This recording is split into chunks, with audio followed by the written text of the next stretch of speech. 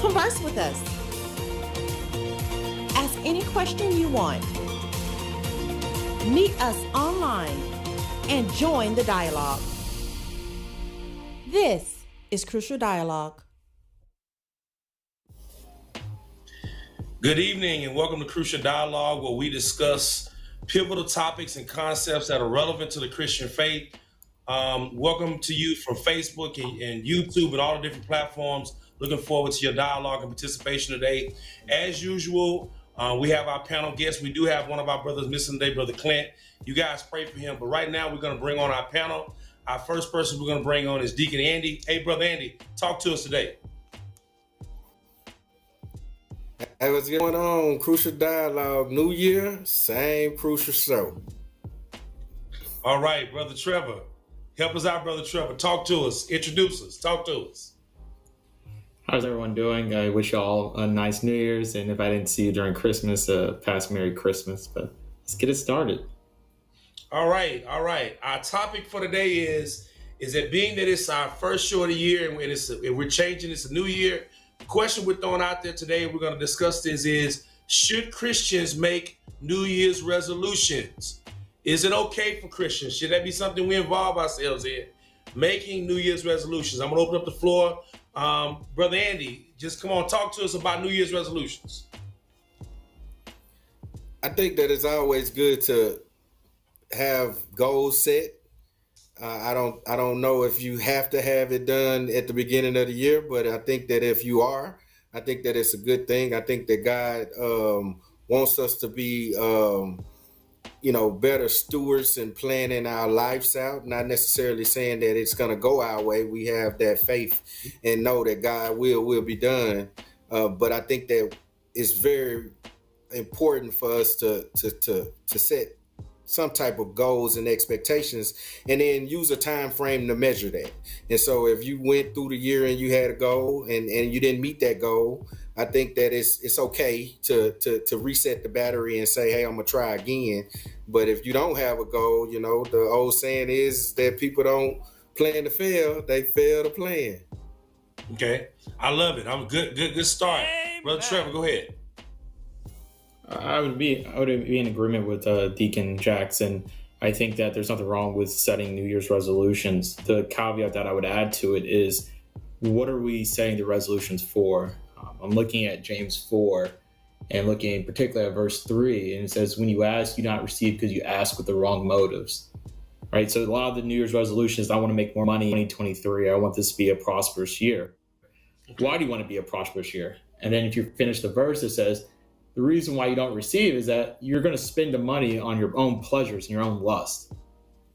So what is the motives behind some of the things that we have as our resolution? There's nothing wrong with it, but what's the motive behind it? That might be the problem that we run across with our New Year resolutions. What is the motive that we have? Is it to serve God or is it to serve self? Here you go, Trevor. Here you go. I love it. Now, so Trevor is saying, if we're going to have a New Year's resolution, we should evaluate the resolution. We should determine what type of resolution it should be, right? So let's keep the discussion going. Andy, can we say any goal we want? Are we free? Which one is? A bigger part of evaluating the resolution, you got to evaluate the self. So to speak on what Brother Blakelock is talking about, you know what I mean? Like, God is not gonna just throw these things out there at you and put these things in your heart and in your mind to be able to accomplishment for your own good. So if you're thinking that I need to go, make more money this year, then if you're not doing that to take that money and use it for the praise or worship or to uplift His name, then again, you can have that plan and you can strive to it, but God, thy will be done. Yeah, and I will say this: you may accomplish it. The reality is that you might set a goal to make more money, and that doesn't mean that God didn't bless you, because God does. I believe everyone on the planet is blessed by God, because the Scripture teaches God reigns on the just as well as unjust. So people get the issue is when we get it, are we good stewards with it? That's another piece to talk about. But again, the resolution itself, Are we free to resolve and plan whatever we want, Brother Trevor? You mentioned it, but specifically. I think we, as Christians, we need to be mindful of whose kingdom we're serving. And we're taking the example of money, right? If we're concerned about material wealth, God, I want a brand new car for this year. God, I want a new house. There might not be anything wrong with it. But if our desire and our pleasure is to be seen well by the world, well, then we're serving the world. We're not serving God. Ultimately, in James 4, if you read down, it says that either if you're loving the world, you're an enemy of God. So if our resolution is world-centric, then I think we have a misaligned, we have a misalignment somewhere. I think most of our resolutions should be about growing God's kingdom, whether it is through growing closer ourselves to God, growing our families closer to God, or reaching out to the community to grow them closer to God. Why is all of our resolutions centered around things that aren't going to last? That's, I guess, one of my concerns. Amen. And I would add, I think the challenge is that sometimes we separate the two. I think we kind of see our lives two different ways. My New Year's resolution, I'm going to lose 50 pounds. I don't think that's a bad resolution. I don't think there's anything wrong with that. You may be trying to get healthy. Maybe your resolution this year is to be more disciplined with your eating. It's not a bad resolution. Nothing wrong with that resolution. But I like what Brother Andy said about the money. There are some things we do need to be intentional about, because the truth of the matter is we can make the money and not use it well. So resolutions can be helpful, but also we have to think. I think we do have to think. From our discussion so far, I think we've concluded that we do need to be careful of what goals we're setting. What goals we're setting, because what do goals do? What are goals doing? When a company says, Andy, you own a business. When you set a goal, what does the goal tell you? What is your goal? What is your goal about? It's to motivate me to achieve a goal. Like it's supposed to motivate you. Yeah, it's your guiding principle to some degree. It's going to determine the decisions you make, the time you put in. So goals are very important, because if we determine that we want to do something and we set a goal, then that's going to be where we put our energy. So we do need to set the right goals. Okay. So is it okay for Christians to set? So I think we've come to some agreement that it's okay for Christians to make New Year's resolutions, but I think we do need to pay attention to what those resolutions are. So let's go a little further. Let's go further into that question. Why do we wait until the end of the year, going into a new year, to make these resolutions? Why do people typically do that? Because in the country that we live in, that date, it represents the end and the beginning. And so yes, as we're conditioned as Americans to pay all our taxes, get everything caught up, dump it all into last year, we're conditioned but school's out, and then it's a new school system, a second semester coming out. Some quarters, the fourth quarter, it just ended. So we're conditioned to play within this scheme of dates and time. So the 31st of December represents the end. And so we like, okay, I'm gonna make it to December 31st, and then I'm gonna stop smoking. You know what I mean? Or I'm gonna make it to January, December 31st, and I'm not gonna eat fried food or whatever it is that you do. But until you put that plan in place, you still just wishing and hoping.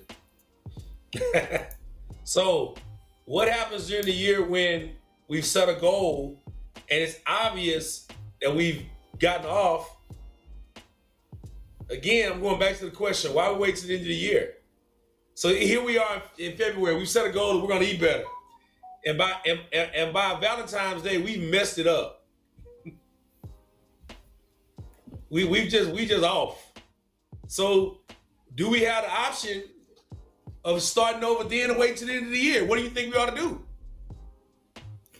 I think it's how you set a resolution and how you set a goal, right? I think when we're discussing, and that's a common resolution, I want to lose weight.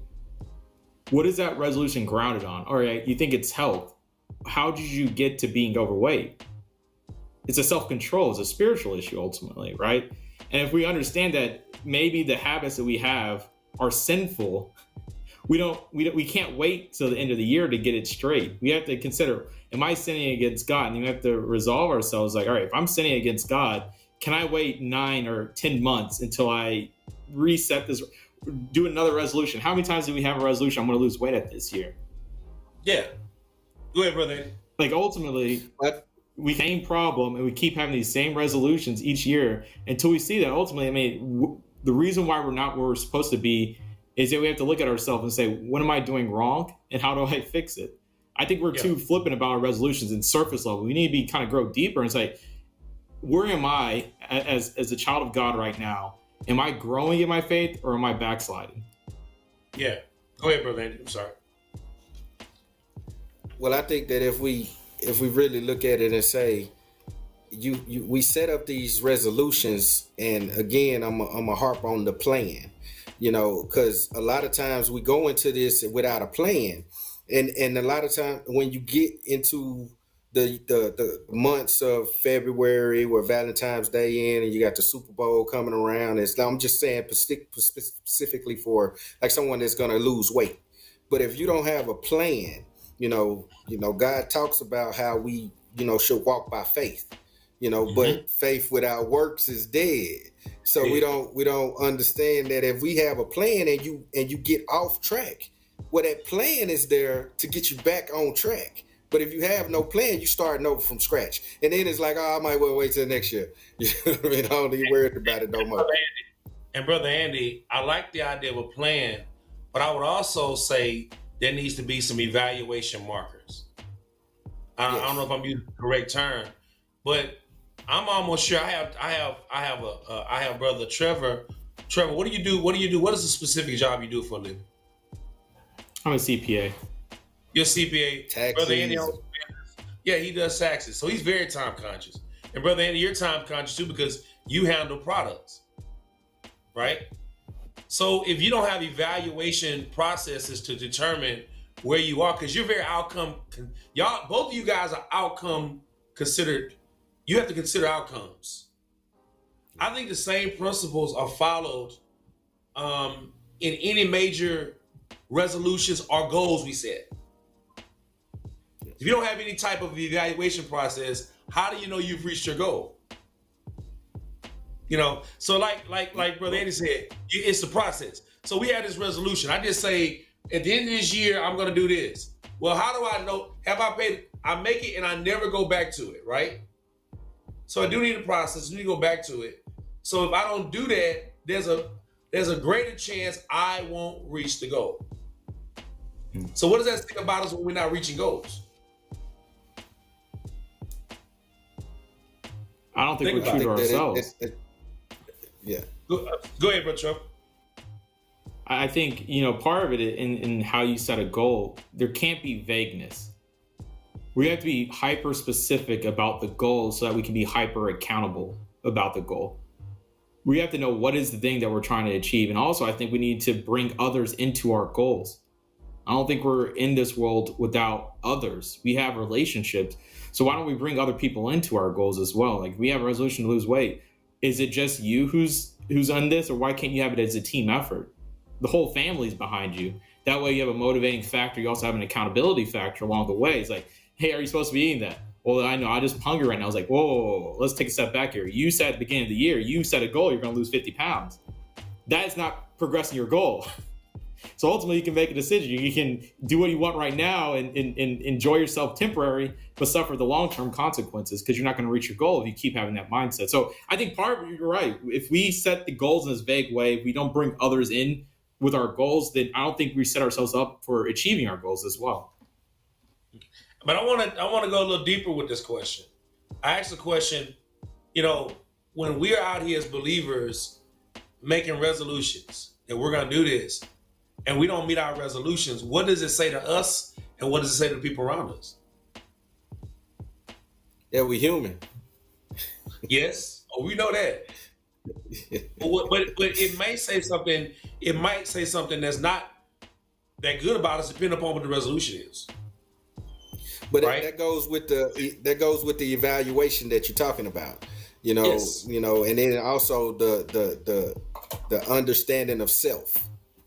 A lot of times we set these goals or we set these resolutions, and we're not honest with ourselves about who we are. And then a lot of it comes from that dirty old past of tradition that we come from. If you grew up in a family that for Christmas and Thanksgiving, y'all finna throw down. It's hard to get to November and decide that now I'm gonna go eat me a vegan Thanksgiving. If nobody else eat, nobody else doing vegan up. Nah, we sure that we're honest with ourselves. Spiritual component about holding yourself accountable. It's like fasting. If you're able to fast, that's a goal that you set. As far as a time frame that you're gonna go without, you're gonna deny yourself something. That's right. And so when we go into these resolutions, sometimes in our business we call it sandbagging. It's like, I'm 250 pounds, but I'm gonna lose 10 pounds this year. That's sandbagging. That's so you set a low goal or what? Yeah, you set a low goal. You set something that you can achieve that's not gonna take as much effort to achieve that goal. And then it goes to what Brother Trevor was talking about. It's that self-satisfaction. Sometimes we set low goals, and I'm gonna be honest. When I was in high school, I had a saying that I would say. And say, if you set yourself low goals and low standards, that you will never fail. Wow. And that was me telling myself, in the environment that I grew up in, it was a lot of, shot down expectations, or if you had expectations, you was gonna get checked real quick. And so at a young age, I understood that if I didn't expect nothing from somebody, then I couldn't get hurt behind it. You know what I mean? So a lot of times we sandbag our goals in order to achieve self-preservation of I've done this. And then again, that's not why you should set a resolution. If you intend to make yourself a better person, then what are you going to do with that better person? As a better person, who are you going to help? What are you planning to do with the goal that you set when you obtain it? And I think we don't go past that. A lot of times we don't know why we're doing things. And in my job field, I've learned that if I teach people why they doing it, then they have a better time comprehending what they're gonna do. Gotcha. Amen. So you mentioned process. Trevor mentioned accountability. So I think both of those are necessary to make a New Year's resolution come to fruition. So if I'm setting a resolution as simple, let's say my resolution this year is I'm going to be a ministry leader this year. So there's going to have to be some process in that, which means I have to be willing to do some research in that. If I'm doing ministry leader in church, I need to go to Brother Griffin and say, Brother Griffin, I'm thinking about being a ministry leader of this ministry. What is that going to entail? And then working through the process to get to that and having points to check off. But if I have accountability, let's say Brother Andy and Brother Trevor are my accountability. So we're in the same small group, and I say, Doc, this is what I plan to do this year. And whenever we meet, I want to talk briefly about where I am in the process. Because by March, May 1st, I want to be in this position. I believe that's one way in which we can really practically, I like what Brother Andy said, why do I want the position? Where am I going? Practically really reach a resolution and really reach the goal. Because to me, it makes it much more honoring when we actually reach these resolutions. We kind of make them, and it's like whatever. But it should be something. And Brother Andy said it should be something that's not too easy, but at the same time, it's gonna take process and work. Yeah. So what I'm gonna do now is I think that. Go ahead. Oh, go ahead. Go, brother, go. No, I was gonna say that especially specifically in the Black community, what you said is very important, that you have a accountability partner. Whether it's your spouse or best friend. I think that one thing that we don't do well is network. Yep. We're afraid to tell somebody what our goals are because, your goals are not for everybody to know. You know what I mean? You got to make sure that you are letting the right people know what your plans are because, some people are not necessarily all for you like that. But if you can get you a circle around you that want to see you do better, I think that if we're intentional in 2023 about doing that, if you're going to set a goal, put it on Facebook and post it and tag 5 friends and say, hey, remind me if you see me posting something that I shouldn't be posting. I vow this year to not post, negative content, Gotcha. And then tag 10 friends that that's going to call you out in their comment section when you do post it, you know what I mean? Or if you do post it. Yeah, that's good. So, I think, collectively, we can really achieve these goals and uplift the whole community, but you got to have the right people in your circle to do that. Yeah. So what I want to do is right now is as we prepare to be done for the day on our dialogue today, what I want you to do is I want you to share one resolution you have for the year. One resolution you have for the year.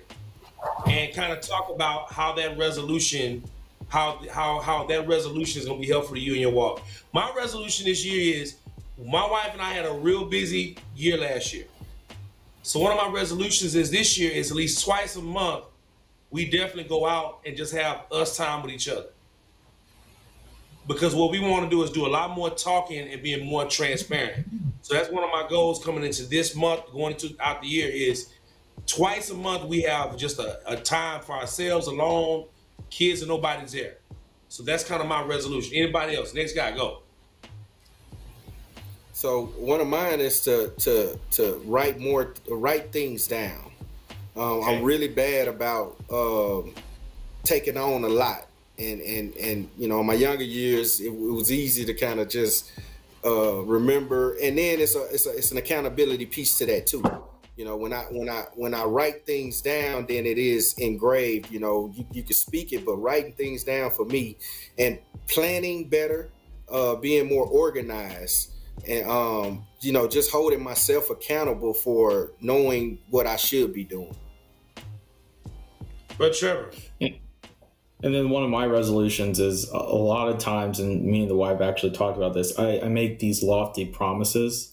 And at the moment I have well intentions, but to follow through on all the promises I send out. So to not have one unfulfilled promise this upcoming year. Now one, you said you're not going to have one unfulfilled promise? And what that's going to do is I have to be more careful with my speech, because sometimes I'm in the moment, I say I'm going to do something and I mean it and I think of it, but come back home, I was like, you're not going to do that. I'm like, well, yes, I am. And a week passed and I forget about it. So I was like, I need to be more careful in my speech. And when I do make a promise, it needs to be for something that I know I'm going to, not that, to your point, Brother Andy, not sandbagging, but I have the wherewithal to carry it through. Well, I want to thank you guys for chiming in with us for Crucial Dialogue. We had a great discussion. Hopefully, whatever resolutions you're making this year, you're going to fulfill those resolutions. We're hoping that the resolutions and goals you set bring you closer to God. Again, Brother Andy and Brother Trevor, just say goodbye to the people. We had a wonderful, wonderful Crucial Dialogue. You guys take care.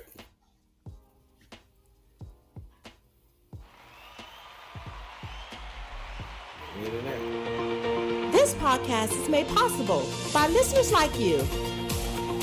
Make sure you never miss a show by joining us on Mondays at 6 p.m. by going to our website, powerhouseoflove.org, our YouTube and Facebook channel, or the Google and Apple Podcasts. Hope you tune in next time.